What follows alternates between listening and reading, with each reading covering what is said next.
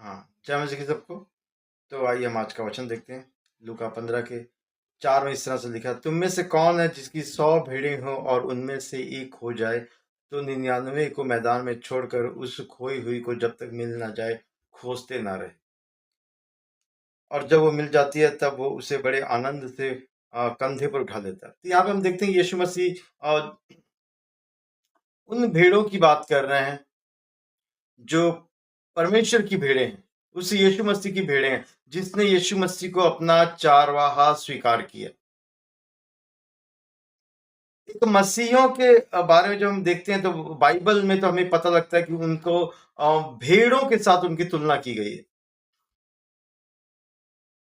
एक जगह पे लिखा है कि मैं भेड़ों को और बकरियों को अलग करूंगा। तो बकरियां जो होती हैं लड़ने वाली होती हैं और भेड़ें जो है वो लड़ने वाली नहीं। भेड़ों में एक बात होती है, जब भेड़ों के बारे में जब जानेंगे तो हम देखते हैं कि भेड़ें जो होती हैं वो बहुत आराम से, बहुत सहजता से झुंड से बिछड़ जाती हैं। और जब वो झुंड से बिछड़ जाती हैं तो फिर वो पास आने के बजाय, झुंड को खोजने के बजाय, झुंड से और ज्यादा दूर चली जाती हैं। वो झुंड में वापस अपनी मर्जी से नहीं आती हैं जब तक जो चारवाहा है खुद उसे खोजबीन ना करे, उसे उठा करके ना लेकर के आए, किसी तरह से हाँक करके ना लेकर के आए। तो कहने का मतलब है कि भेड़ों के अंदर ये खासियत होती है कि बहुत आराम से वो झुंड से अलग हो जाती हैं। जब तक झुंड में है वो ठीक है, अलग हो गई तो वो भटकती जाती हैं। तो यीशु मसीह ने तुलना की है हर एक विश्वासियों की उस भेड़ों के साथ में। आज क्या होता है, एक विश्वासी जब तक मसीह के लोगों के साथ में संगति में है वो बने रहता है। और अगर वो संगति से दूर हुआ, आज पास्टर कहते हैं चर्च आने के लिए, तो लोगों को लगता है कि शायद पता नहीं, शायद पास्टर का इसमें कुछ फायदा है। आज संगति करने के लिए बोला जाता है तो लोगों को कहते हैं कि हमारे पास टाइम नहीं है। क्यों कहा जाता है? क्योंकि वो आपस में मिले रहें, एक समूह के साथ में रहें, वो अलग ना हो जाएं, भटक ना जाए। और जो भटक जाता है, जिसका कोई चारवाहा नहीं है, जिसे कोई समझाने वाला नहीं है, तो वो भटकते भटकते आस्ते आस्ते दूर चला जाता है, मसीहियत से दूर चला जाता है, प्रार्थना से दूर हो जाता है, वो वचनों से दूर हो जाता है, वो बाइबल की शिक्षा से दूर हो जाता है। और जब वो दूर होता है तो शैतान जो मुंह पसारे खड़ा था, उसे मौका मिल जाता है उसके ऊपर धावा बोलने का। तो वचन कहता है कि जब एक 100 भेड़ों में से एक खो गई तो वो 99 को छोड़ के एक को लेने के लिए गया। यीशु मसीह हर एक खोई हुई भेड़ों को लेने के लिए आए हैं। 99 को छोड़ दिया गया क्योंकि वो जो 99 हैं वो सारे ग्रुप में हैं, वो सारी इकट्ठी हैं, इसलिए उनको तकलीफ नहीं है। 99 भेड़ें अगर देखा जाए तो उनके बारे में है जो धर्मी हैं, जो जो वचनों पे चलने वाले हैं, उनको छोड़ करके उनके पास जाते हैं। यीशु मसीह, परमेश्वर, खुदावन, पवित्र आत्मा उनके पास कि जो भटक गए, ताकि उनको भी लेकर के उस झुंड में, उस समूह में एक कर दे।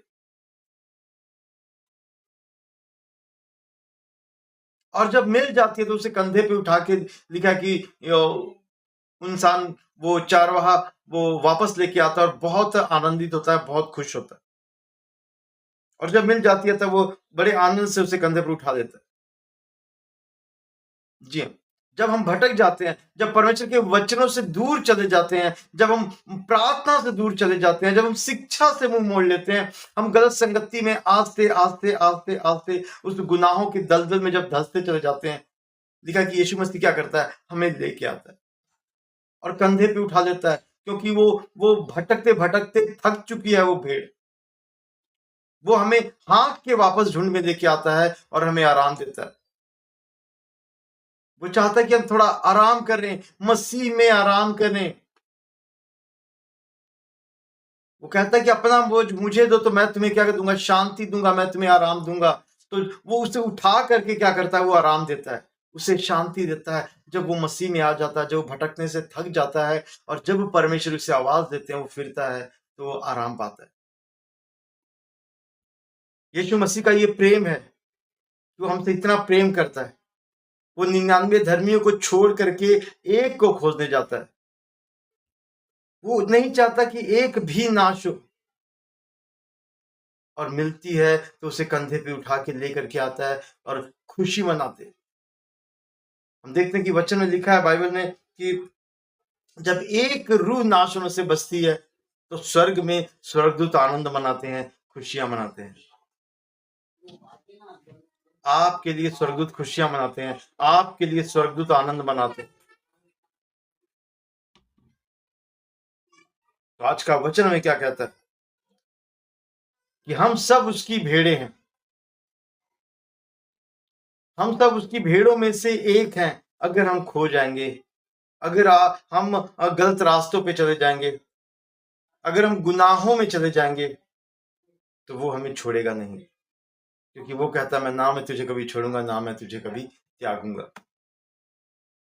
तो हमें ढूंढता है और हमें सही रास्ते पे लेके आता है। हम देखते हैं जब जक्कई के घर में यीशु मसीह भोजन पे गए तो लोगों ने बड़ा कुछ कहा, ये तो चुंगी देने वालों के साथ में उठता बैठता है, खाता है पापियों के साथ में, है ना? लेकिन यीशु मसीह ने क्या कहा कि मैं इज़राइल की खोई हुई भेड़ों को लेने के लिए आया हूं। और जक्कई के बारे में बोला कि ये भी उन भेड़ों में से एक है। याद रखिए, आप भी उन भेड़ों में से एक है। आप सब जो वचन को सुन रहे हैं, देख रहे हैं, आप सब उसकी भेड़ों में से एक है। अगर आप खो जाओगे, अगर आपको शैतान अपनी ओर खींचेगा, तो वो परमेश्वर वो आपको छुड़ाएगा, वो आपको बचाएगा, और वो बचाना चाहता है। ये यीशु मसीह का प्रेम है, ये उसका सच्चा प्रेम है। और जब भेड़ें वापस आती है तो वापस से झुंड में आ जाती है। भेड़ें पश्चाताप नहीं कर सकती, लेकिन हम इंसानों को पश्चाताप करने की जरूरत है।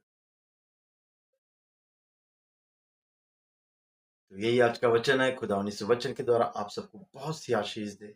जय मसीह।